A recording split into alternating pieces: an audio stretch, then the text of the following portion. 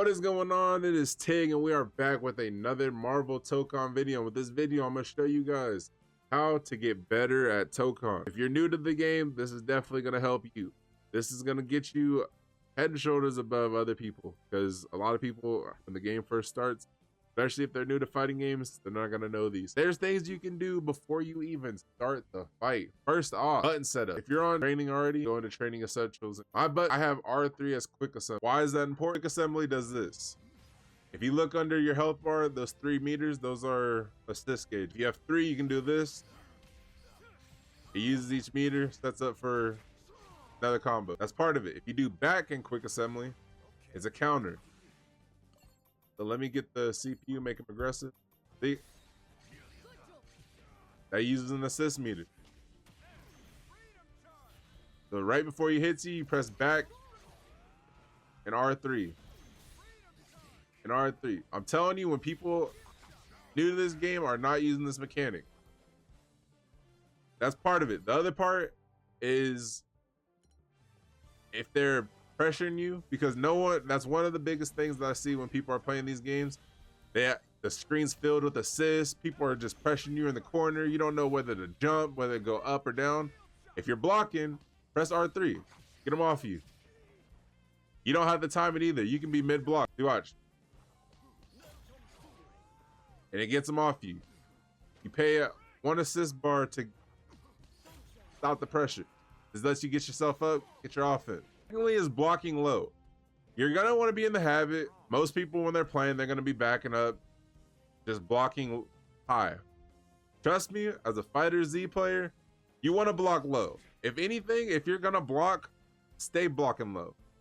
Don't avoid standing up, because there are characters that have overheads, but honestly, it's easier to block an overhead than block that. And like I said, people are going to start high moves.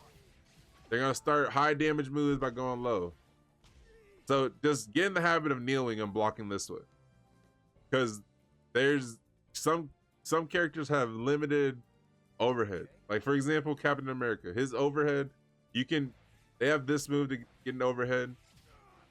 But it's a lot easier to block this than it is to block. Thirdly, gauge management. If you don't know, I'm a blade maiden, so there's 3 gauges I have to worry about. I have to worry about the standard 2 that everybody else worries about. So 3 if you want to talk about health. But the assist gauge, so the green bars up top, right under your health bar, and the basically special gauge, so the 150, so the percent. The gauge management is important. The reason why I say that is because, or with all characters, you have 2 supers. You have 1 super.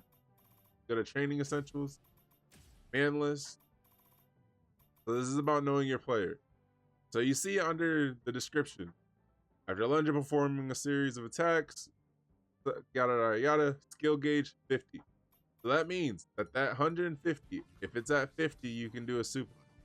The reason why that's important is because when you're doing your combo, so you know if you can end the fight with a high damage super.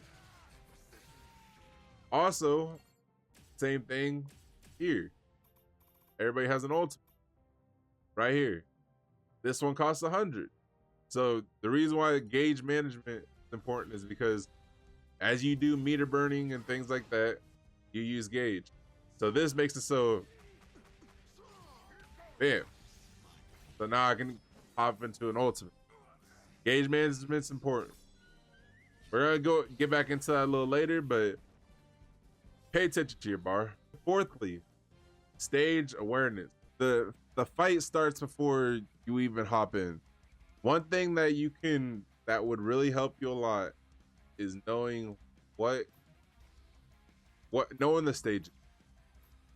Knowing these stages. The reason why, you may not notice this, but you look at your stage select. So you see how on the stage select is broken up into 3 spots? That lets you know the middle section is where you start off at. You can select which side you want to do it. But the reason why this is important is so you know when you start off at the center, if you start in New York City in the center stage, you know if you get them to the right side of the map, and you knock them and transition them, they'll transition all the way to the right over here. If you start here and try to do a transition to the left, you're gonna hit them into the wall, and they're gonna splatter. The reason why this is important is because you can get big damage when you splatter. If you fight somebody and you splatter them on the wall, you can keep the combo going. I'll show you what I mean when I say splatter. But stage isn't important. For example, for me, I use Blade and I use Hulk. I can get a lot of damage if someone splatters on the wall. I like this stage because, as you see here, there's no transition. It's all stage splatter.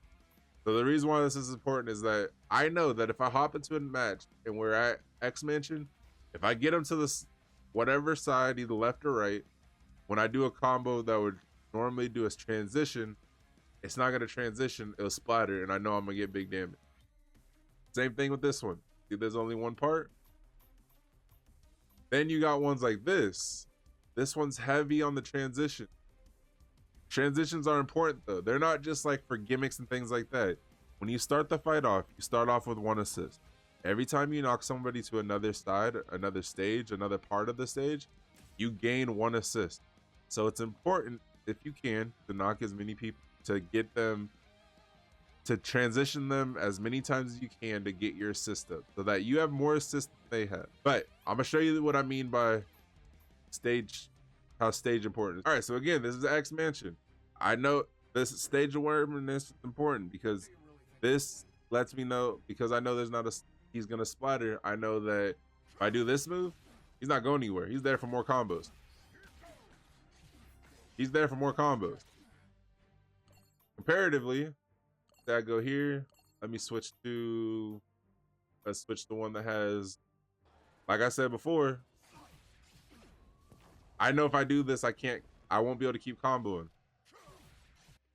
But this leads me to assist management.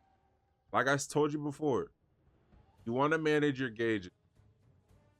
When you start the match off, you and your opponent both have 1 assist gauge, which means if I'm doing combos, so say I'm like, so if I want him to block everything. So if I'm doing this and I end my combo, I'm wide open. You play somebody online, most likely when they can't attack anymore, they're gonna call an assistant. Now they're safe. If you pay attention to assist management, you know if at the beginning of the fight, if it's only you, if you have 1 bar and he has 1 bar, that means he can only do this once. So if he does it again, bam, now you can hit because he has nothing to make him safe. That's where it's important. And so that's why it's so crucial that you try transition your player, the person you're fighting, as many times as you can until you get your 3 bars. Because the more assists you have, the more opportunities you can go. Bam. Hopefully those 5 things will be important. Hopefully you implement them in your game. And I know it can be kind of aggressive when you're playing these games, but if you see it through, I'm telling you, these things can help go a long way. But again, leave a like, comment what team you're using, and hey, I'll see you in rank. Peace, my boys.